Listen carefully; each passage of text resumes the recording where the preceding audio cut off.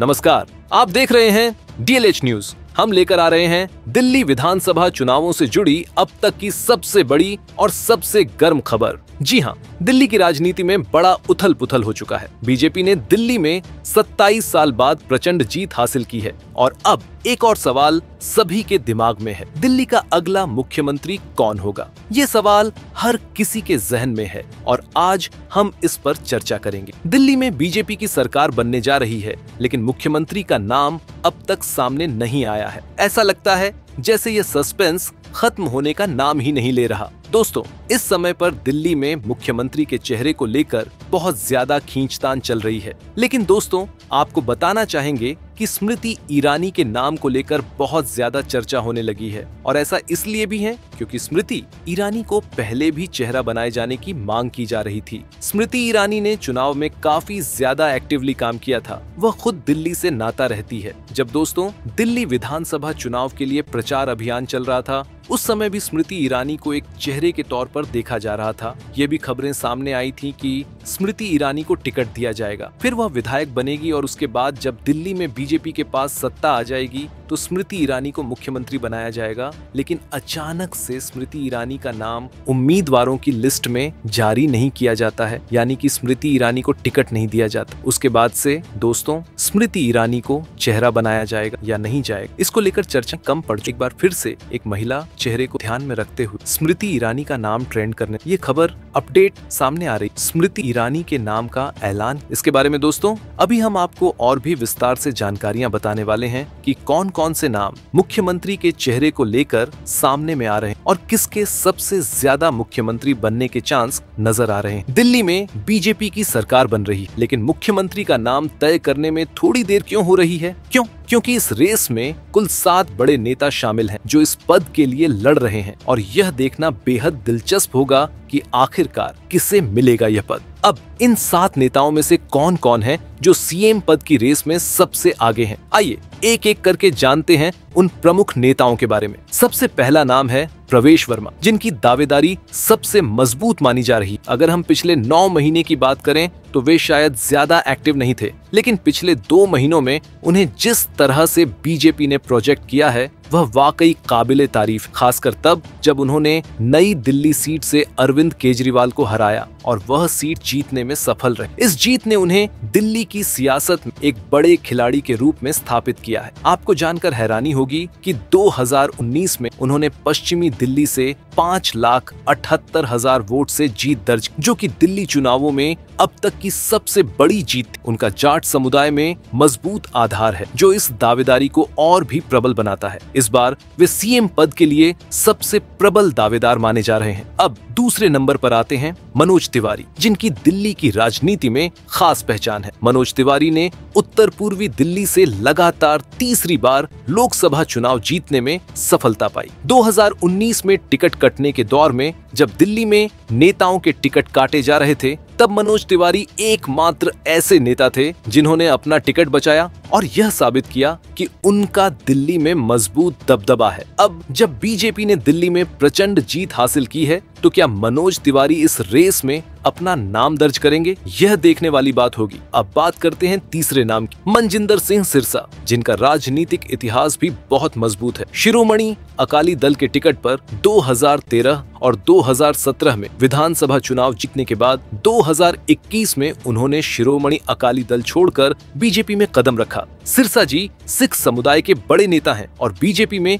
उनकी पैठ भी मजबूत मानी जाती। अब इस लिस्ट में उनका नाम भी तेजी से सामने आ रहा है। चौथा नाम जो इन सब के बीच चर्चा का विषय बन चुका है वह है स्मृति ईरानी। जी हाँ, स्मृति ईरानी, जो आज बीजेपी की सबसे चर्चित महिला चेहरों में से एक। बीजेपी दिल्ली के मुख्यमंत्री के रूप में उनका नाम भी सामने ला सकती। हालांकि अभी तक आधिकारिक तौर पर इस बारे में कोई घोषणा नहीं की गई है, लेकिन राजनीतिक हलकों में इस कयास को लेकर चर्चा जोरों पर है। स्मृति ईरानी, जिन्होंने 2019 में राहुल गांधी को हराया और 2014 में खुद भी हार के बावजूद मंत्री पद हासिल की, इस समय बीजेपी की महिला नेतृत्व की मजबूत प्रतीक मानी जाती। बीजेपी में कोई महिला मुख्यमंत्री नहीं है तो क्या स्मृति ईरानी को सीएम बनाकर बीजेपी महिला वोट बैंक को साध सकती है? यह सवाल अब अहम बन चुका है। जानकारी के मुताबिक स्मृति ईरानी का जन्म 23 मार्च 1976 को मल्होत्रा परिवार में हुआ है। स्मृति ईरानी के पिता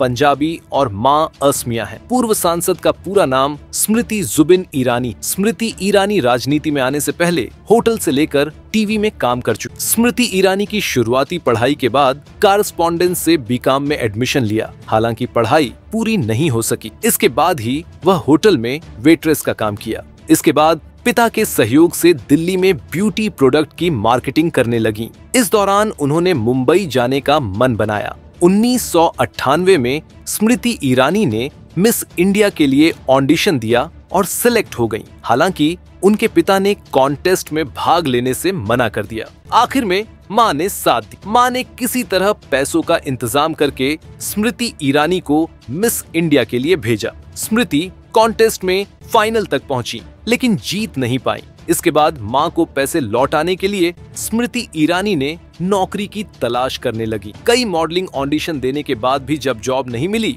तो उन्होंने एक प्राइवेट कंपनी में नौकरी करने की सोची। बताया जाता है कि स्मृति ईरानी टीवी में काम करने के लिए क्योंकि सास दातरन दापी के लिए ऑडिशन दिया, हालांकि उन्हें रिजेक्ट कर दिया गया। इसके बाद साल 2000 से 2008 तक मशहूर टीवी शो क्योंकि सास भी कभी बहू थी आया। इसमें स्मृति ईरानी ने तुलसी विरानी का किरदार निभाकर अपनी अलग पहचान बनाई। स्मृति ईरानी ने साल 2001 में पारसी एंटरप्रेन्योर जुबिन ईरानी से शादी कर ली। इसके बाद वह अपने नाम में जुबिन ईरानी लगाने लगी। अक्टूबर 2001 में उन्होंने एक बेटे को जन्म दिया। इसका नाम जौहर रखा। 2 साल बाद सितंबर 2003 में उन्होंने बेटी जोइश को जन्म दिया। इनकी एक सौतेली बेटी भी है जिसका नाम शनेल है। शानेल जुबिन और उनकी पहली पत्नी मोना की बेटी है। बताया जाता है कि स्मृति ईरानी के दादाजी स्वयं सेवक संघ से जुड़े थे। इसके चलते वह भी बचपन में ही आरएसएस से जुड़ गए। उनकी मां भी जनसंघी थी। साल 2003 में स्मृति ईरानी ने बीजेपी ज्वाइन किया।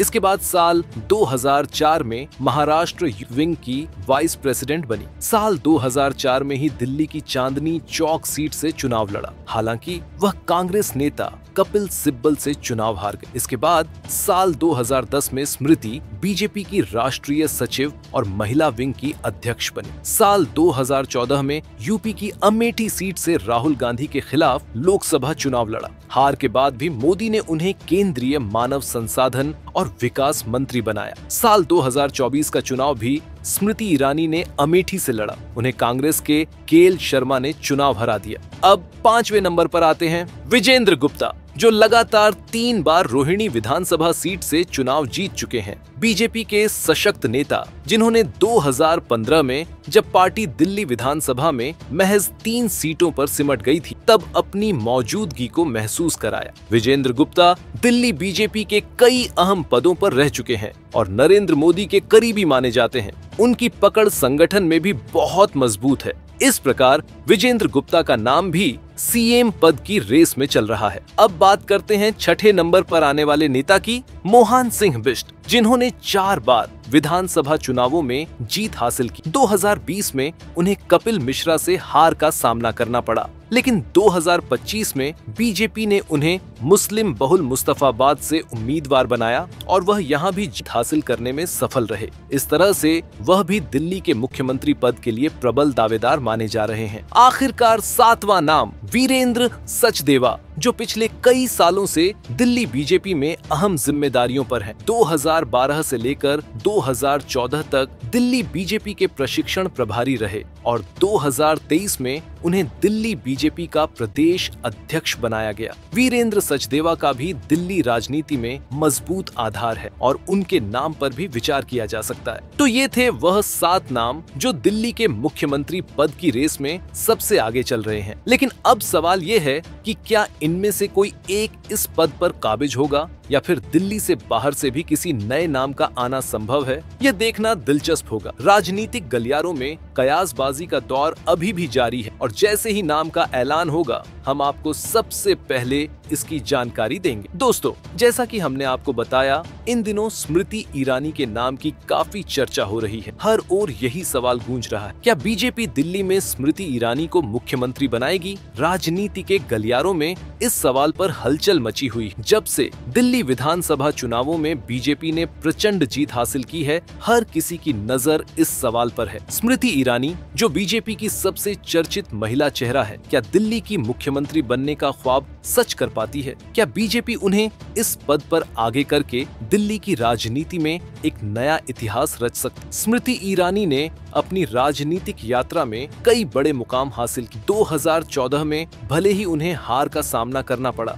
लेकिन उन्होंने 2019 में राहुल गांधी को हराकर अपनी ताकत साबित की। और अब जब बीजेपी दिल्ली में सत्ता पर काबिज होने जा रही है, तो क्या वो इस बार दिल्ली की मुख्यमंत्री की कुर्सी तक पहुंचेंगी? चलिए, ये सवाल तो वक्त ही बताएगा, लेकिन राजनीतिक हलकों में इस नाम को लेकर चर्चाएं तेज हो चुकी। अब यह देखना दिलचस्प होगा कि क्या बीजेपी अपनी महिला नेतृत्व की प्रतीक को यह अहम जिम्मेदारी सौंपेगी। तो आप हमें बताइए, क्या आपको लगता है कि स्मृति ईरानी दिल्ली की अगली मुख्यमंत्री बन सकती है? इस सवाल का जवाब जल्द ही मिलने वाला है, लेकिन इस पूरे घटनाक्रम पर आपकी राय क्या है? कमेंट करके हमें बताइए। तो बने रहिए हमारे साथ, क्योंकि हम आपको देंगे हर पल की ताजा तरीन जानकारी। देखते रहिए DLH न्यूज। हम आपको देंगे सबसे सटीक और तेज अपडेट। दिल्ली का अगला मुख्यमंत्री कौन होगा, यह सवाल अब तक का सबसे बड़ा है, और हम आपके साथ इसे लेकर हर अपडेट लाते रहेंगे। Subscribe now and press the bell icon.